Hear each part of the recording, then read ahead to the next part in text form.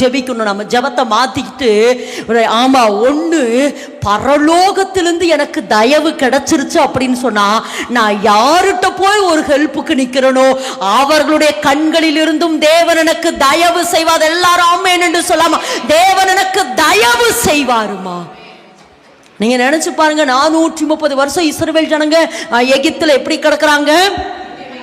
நீங்க அப்படியே ஒரு கற்பனை பண்ணி பாருங்களேன். இவங்க போய் ஒரு வீட்டில் போய் உன்னோட நகையை கழட்டி கொடு, கம்மலை கழட்டி கொடுன்னு எப்படி எப்படி இவங்களே அடிமைத்தனத்தில் இருக்கிறாங்க. அடிமைத்தனத்தில் இருக்கிற இவங்க போய் நகையை கழட்டி கொடுங்க அப்படிங்கிற பொழுது, ஒருவேளை கொடுக்க மாட்டாதவர்களா இருந்தாலும் கூட அவர்கள் கண்களிலே தேவன் என்ன செஞ்சாராம், தயவு. இன்னைக்கு கர்த்தர் சொல்றாருமா, இந்த மாதத்திலிருந்து டாடி சொல்றாரு, எல்லாருடைய கண்களிலும் உனக்கு நான் தயவு கிடைக்க செய்வேன். இது கர்த்தராலே ஆயிற்று, இது கர்த்தராலே ஆயிற்று, இது கர்த்தராலே ஆயிற்று.